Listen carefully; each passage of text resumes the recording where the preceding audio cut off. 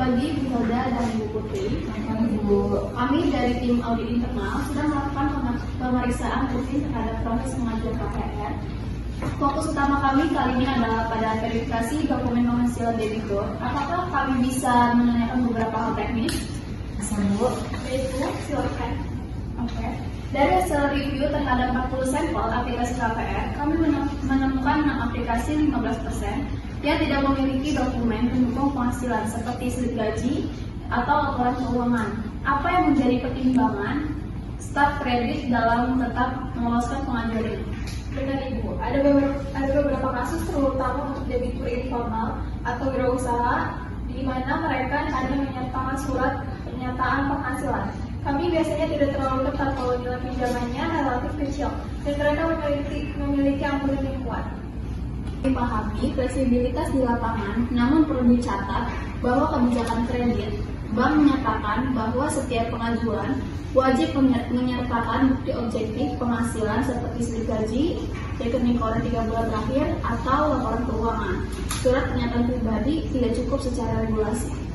Memang Ibu ada kendala dalam meminta dokumen formal dari pekerja informal, tapi kami setuju bahwa ini menjadi perhatian. Apakah sistem pengajuan KPR saat ini mengharuskan seluruh dokumen melengkapi sebelum pengajuan diproses ke tahap analisis? Untuk saat ini, sistem memungkinkan user untuk tetap melanjutkan itu meskipun dokumen belum lengkap. Ada opsi bypass, karena kadang debitur masih dalam proses melengkapi. Baik, ini kami catat sebagai risiko operasional.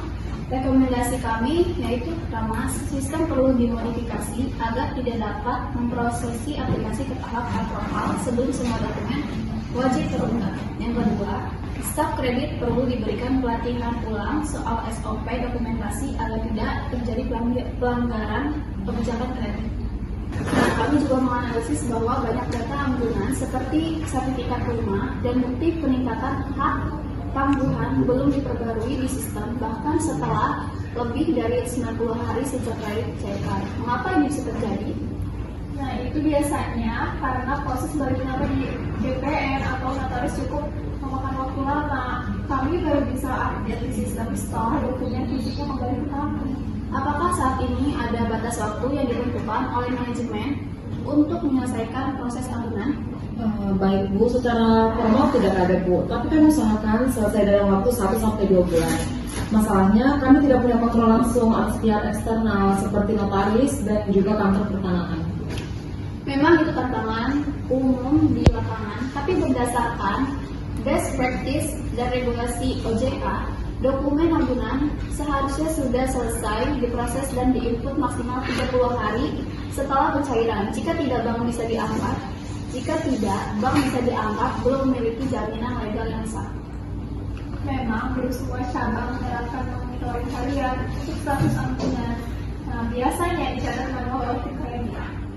Oke, jadi kami mempunyai rekomendasi untuk manajemen sebagai berikut. Yang pertama, tetapkan SLA maksimal 30 hari untuk penyelesaian dan update agunan ke sistem. Kedua, tunjuk PIC agunan khusus di setiap cabang untuk memonitor dan follow up notaris. Yang ketiga, laporan status penyelesaian ambulan harus disampaikan ke manajemen cabang dan pusat secara mingguan. Baik Bu, terima kasih atas sekalian. Terima kasih atas keterbukaan dan penjelasannya. Temuan ini akan kami tuangkan ke dalam laporan audit lengkap dan kami akan menyampaikan rekomendasi secara resmi kepada manajemen pusat. Baik Bu, terima kasih atas masukannya dan kami sangat menghargai itu dari tim audit. Kami juga akan mulai menindaklanjuti beberapa poin yang sudah disampaikan. Terima kasih Bu.